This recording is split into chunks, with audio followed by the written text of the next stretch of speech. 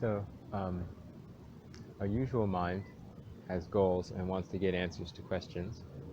The practice of non-dual meditation, which is what I enjoy encouraging, you might find compelling to practice, is a break from having a goal and having to answer questions.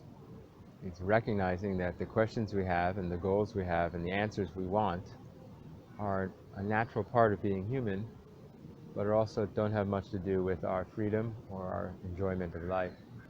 They're generally the source of our difficulty and suffering.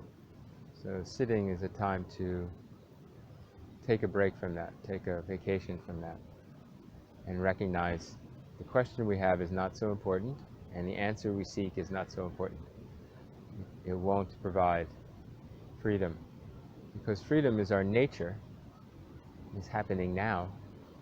Freedom is the enjoyment of simply being alive, simply being aware. So the questions that we want resolved are veils that are covering that, are distractions that are taking our attention away from appreciation.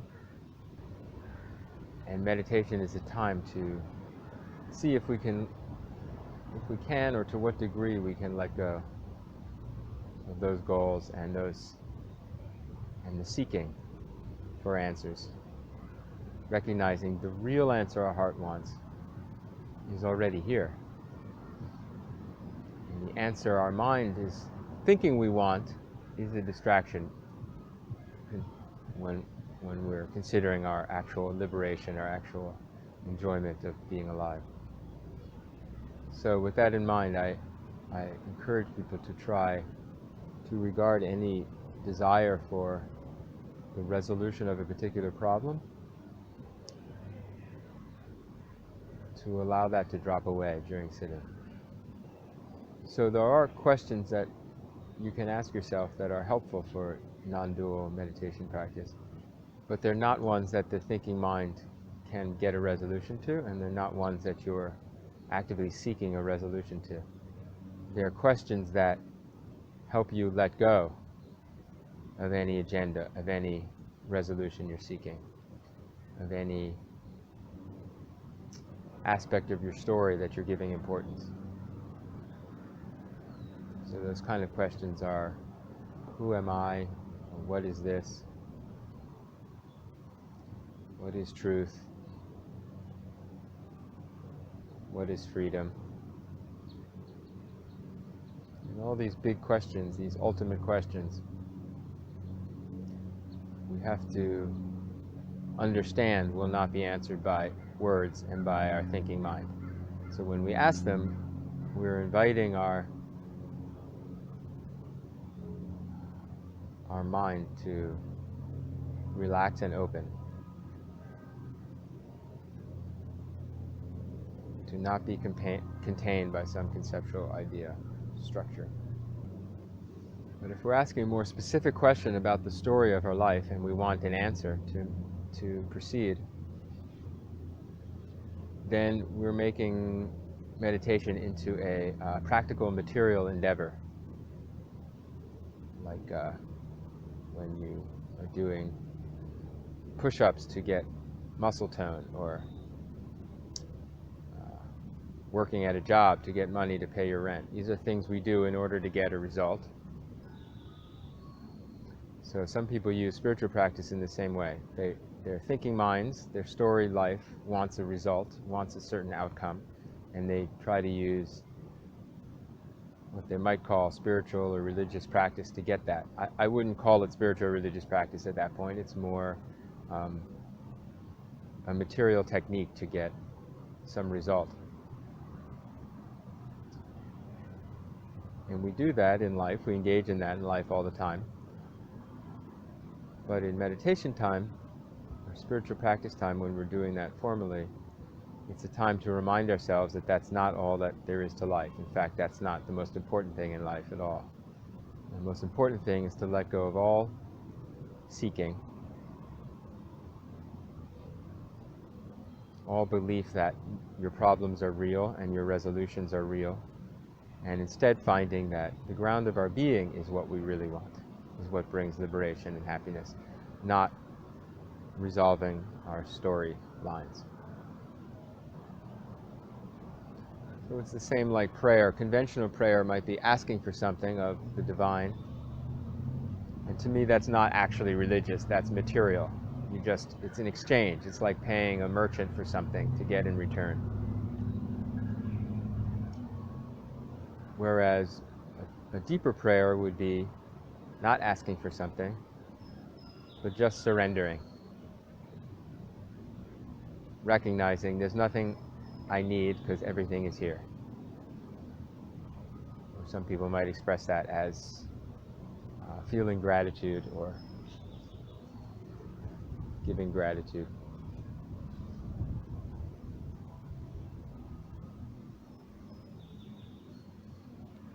Gratitude that everything is already complete. Even if you don't feel that way, because our habit minds rarely let us feel that very deeply for very long for most of us.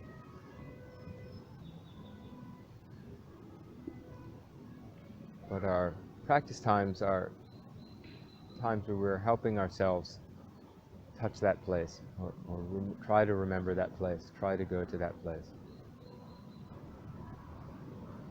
That place where there's nothing to resolve. Everything is inherently resolved. Always has been, always will be. Not even in time, which is the framework for having a problem and seeking a resolution. We go through that experience in life regularly. We perceive problems, we seek their resolutions. We find ourselves moving through time, or we consider that we are moving through time.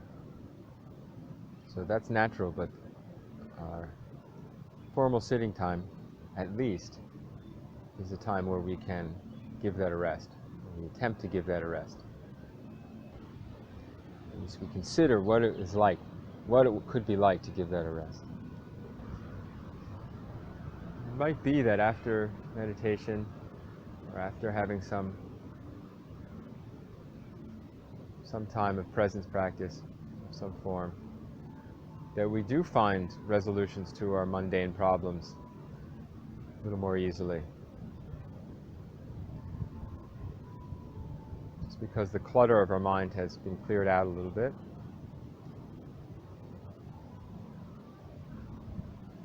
And seeing through letting the mud settle in the water of our mind. You can see what is a natural decision, or the most beautiful decision, the decision our heart wants. Sometimes can become clearer, not always. But if we're actively trying to get a resolution to a mundane problem, then hard to let that mud settle. Stays stirred up. So if there is a strong problem or question you want a resolution to when you find you come to sitting, maybe a good question to ask is, what would it be like to just let go of this question? What would it be like to not need a resolution? This is not a small endeavor, not a easy practice. Our thinking mind is dominated by problems and the seeking of resolution, one after another.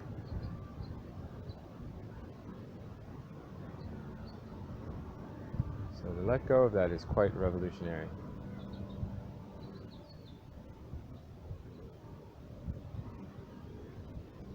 What you said about goals with exercise, going into use another thing as well. You said exercise and something else, and then you said meditation is different. And it reminded me of what you said last week. If you want to be recorded, this goes to everyone. You have to speak quite loud, I think. All right. what you said about using exercise, exercises for a goal, and I think you use work, paid work, or whatever as the other example. And you said, I thought you said meditation is different. It reminded me of something you said last week about, I can't remember what it was, but it was using something as a temporary tool for going into something. Because when you said that, I thought, well, it's the same really, because once you start exercising, you're not thinking, right, this is to get tone, this is to get tone, this is to get tone. Once you start doing a paid work, you're not thinking, right, this is to get money. You forget. But I mean, when I sit, it's not a complete. There's only little bits of letting go. A lot of it's checking in. It's like, oh, I'm slumping. Oh, it's just realize it's a kind of a monitoring. It seems like, in a way, that's an engagement. The monitoring is an engagement. Mm-hmm. And if I was to let go completely, I'd fall asleep. Mm. Yeah, I don't agree with that last part. If we let go completely, we're very awake and aware. When we fall asleep, we're generally not letting go. Our unconscious mind takes over, but it has all kinds of agendas in our dreams and such. Well, you might. What about if you let go and you're tired? If you let go and you're very tired, then yeah, you fall asleep. If you weren't tired, you wouldn't fall asleep. Right. Yeah. But yes, the general point you make, I appreciate. So the way I was talking was about our intention. So usually in life, work or exercise, we get involved with an intention of gain. And when we come to spiritual practice, it's a way to remind ourselves to try to do something without an intention of gain. But gain will come into even the practices we're doing without an intention of gain, with meditation. But since our intention is to not have gain, we can keep reminding ourselves and keep letting go. And conversely, the things we might get into initially for a sense of gain, when we're actually doing it, we might just enter presence and we might just enjoy the doing of it and forget the gain. And so then that's the same as spiritual practice. And as our practice becomes more and more central to our life, we do endeavor to do all our activities that way, to try to remember the intention to just be doing without gain and let go of gain no matter what we're doing, whether it's a formal practice or not. But we do formal practice because often we're so caught up in thinking about gain that it helps to have some activity where at least we have the intention of not doing it for that reason, or we can return to that notion or that orientation.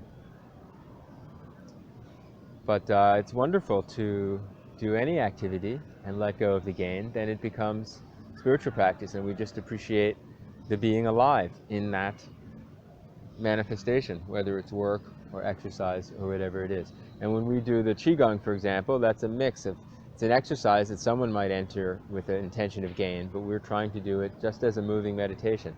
We have no idea what specifically it's going to accomplish, but we just enjoy the movement of our body.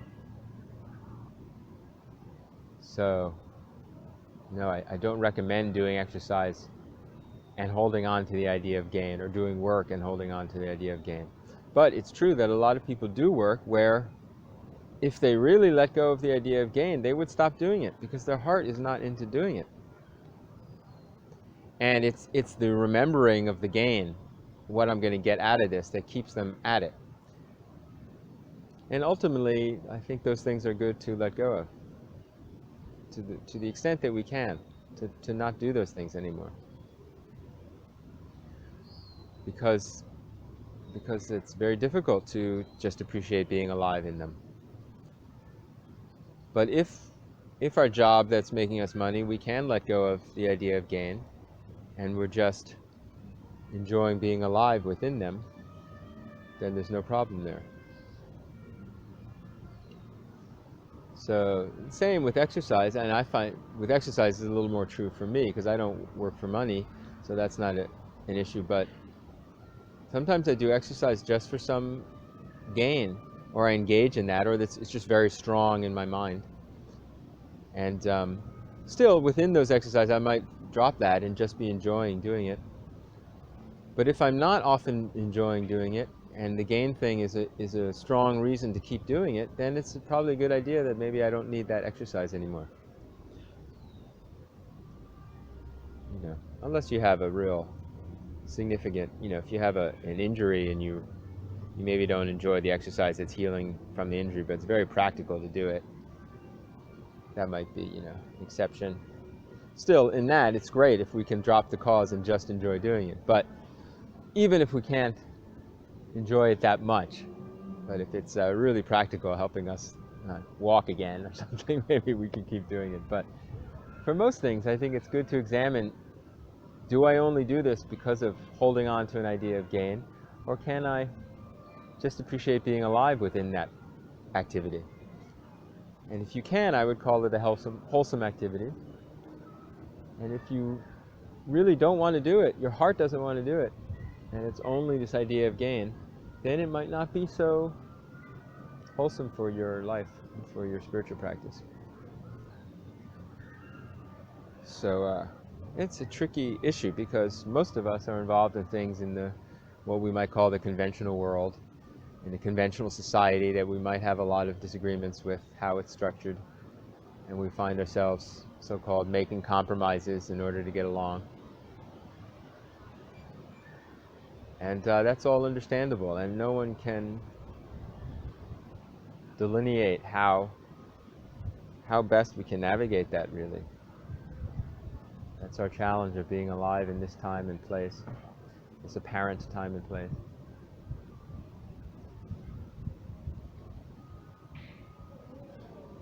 But I think we can practice by reminding ourselves as much as possible, can I just be alive and fully enjoying this aware presence, knowing that this is really the source of joy and freedom in my life. And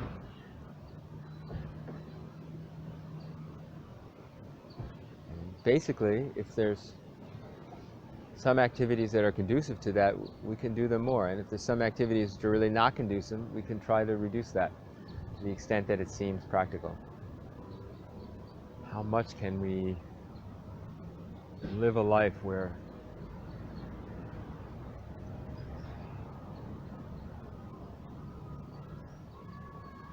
whatever feels natural and beautiful for the body-mind, we can just go there. So, certainly throughout history, some people have felt like, well, to really do that, I need to go to some wilderness place or some cave or some retreat hut or some monastery. That's interesting experiment to do.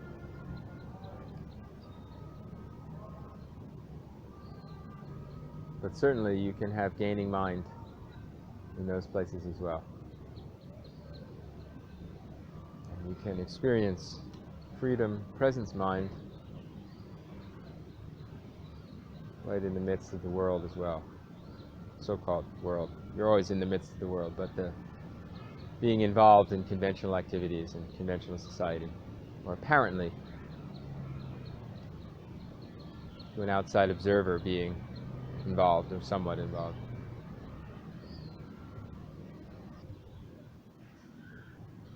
What do you think about certain artistic expressions like dance and music on an improvisational level seen out of mind? And I think in presence. Yeah, to me, depending on the level of absorption in it, those are spiritual practices to me. Yeah. It doesn't even have to be improvisational. In some ways, improvisation, you could see it as being a more clear or direct route to being a spiritual practice because you don't know what you're doing. You don't have a goal in mind of replicating something perfectly. But I think people generally in my musical taste, I like improvisational music and listen to it more than pre-composed. But the other day I was listening to this incredible pianist playing Western classical music, which is all pre-composed, that I'd never heard of, and it came up in my YouTube thing, and it was just so incredibly beautiful. And of course, she's not thinking of the music or of perfecting it or of doing it the right way. Maybe she did when she was training to some degree, but at that point, she's just totally lost in that music. She's just totally one with it, and there's no gaining mind there. There's no problem to be solved. There's no place to go. There's no time. There's no anything. There's just full music, and that's so that can happen in any kind of art, and totally beautiful, and can totally reach people. And the magic of it, well, part of the magic of it is it can bring other people into that space who aren't playing it and never worked on their technique at all. Just if they really give attention to it, which is, there's a training in that, a kind of a training where you learn to give attention to things, and if you haven't, it might be hard for you to. But there's a learning how to pay attention to things, really how to let go of distraction.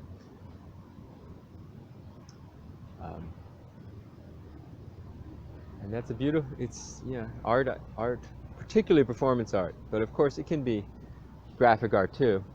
Graphic art,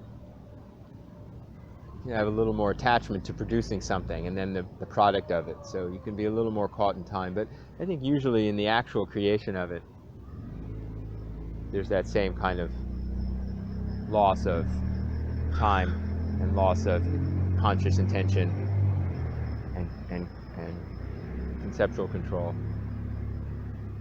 And then that's why we call it beauty. That's why we call it, we say, I love to do that, and it's beauty to apprehend. When we start using those words, if we're honest, we mean we have transcended the conceptual mind. And we have no other words for it but beauty and love and freedom. Spiritual practice, as I've said before, I'm sure I'm not the only one, but it's the way I look at it, is maybe the only difference between art forms, more usual art forms, and spiritual practice is spiritual practice, we're trying to make art of our whole lives, all the time. Whereas an artist might be only allowing themselves that kind of freedom in the creation of their art, and then they go back to their conventional life and keep that as in a separate compartment. Although when you're deeply touched by something, you can't just banish it, it's still there in your psyche.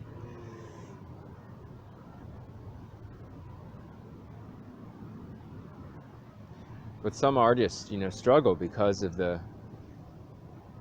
sense of freedom in their art creation, and then their sense that when they're not doing their art, they can't have that freedom. And that contradiction can be a real struggle. And spiritual practice is the invitation to see all of our life as art. Although just like we select some specific formal practices to help us remember that, it's good to do specific forms of art as well to help you remember that. Even if your aspiration is to have it all your life be art, it's still very helpful to have specific things that it's easier to enter that artistic mind or that artistic consciousness.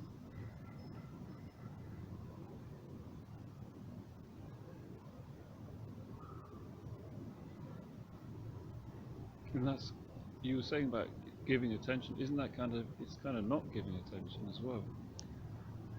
Because I notice, one thing I really appreciate is that you gave attention to not paying for attention, and now you're not giving any more attention to it. A little bit still. It doesn't seem like you are. Less often, yeah.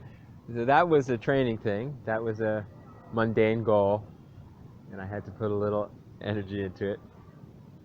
But yeah, now you don't have to anymore. Like when that woman was learning piano, there was a more goal-oriented mind, but once it was in her fingers, we can say, just beauty can come out. So there's practical reasons to apply some mundane, goal-oriented tasks, but see how much it's occupying our mind. But I think the first thing you said, it's also not giving attention. If you think of giving attention as a very intentional, controlling thing, then yeah, it's not really that.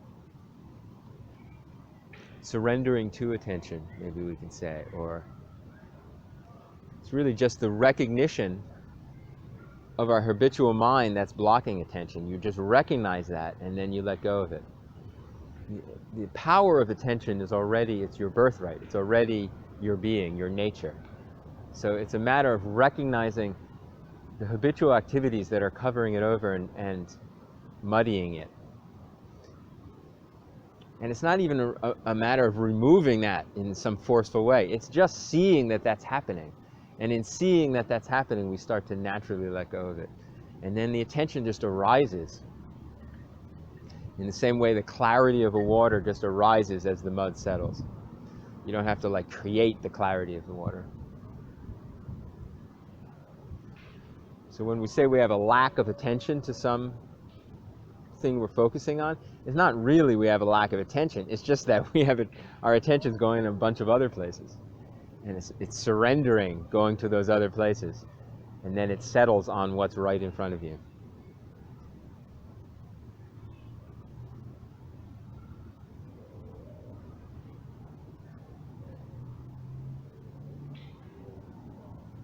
I remember being a child, and we're encouraged in school, in elementary school, especially early elementary school, to do more art, right? And that kind of drops away more and more as we get older and have to do, in my view, much less helpful things like formal academic things. But I remember the people who were the better artists and the people who were the worse artists when you were very little children. And there might be various karmic reasons for it, and I don't want to oversimplify it, but I was one of the better art people. And I remember the people who didn't consider themselves very good at drawing. It wasn't that they gave attention to it and just it didn't come out right. And this is what I remember anyway. If they didn't really give attention to it, that was the difference. They kind of tried very quickly, and then they immediately got frustrated, and then they stopped. And the people that were considered the better artists were just doing it slowly and just were giving attention to it. So really the difference was, for whatever karmic reason,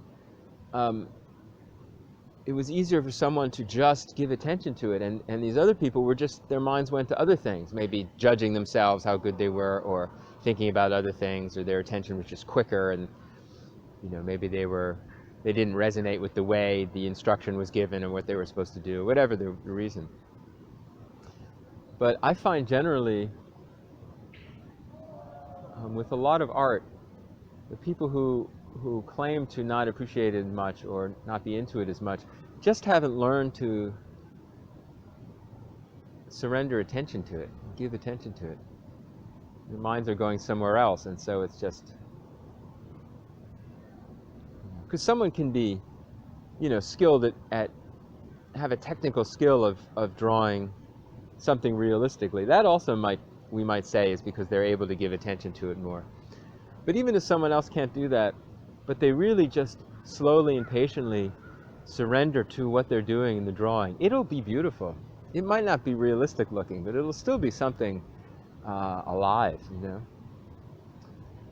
And the things that we might say are not as impressive works of art are usually just wasn't attention given to it. So it looks like rote or a copy of something else or what it's supposed to look like, instead of the person really just expressing their attention to something. So I think the art forms that we choose are those things that for whatever karmic reason we're just able to really give our attention to. We just can plunge into. Whatever technical skill we need, that's anyone can pick up, I think, It's less of an issue. Apparently, I used to really spend a lot of time in drawing. It didn't stay with me as I got older, but we went to, when I was 6, we went to Italy. I went with my family, and apparently I spent like a long time, I don't know how long, but a long time sketching the David, the statue of the David, Michelangelo's the David.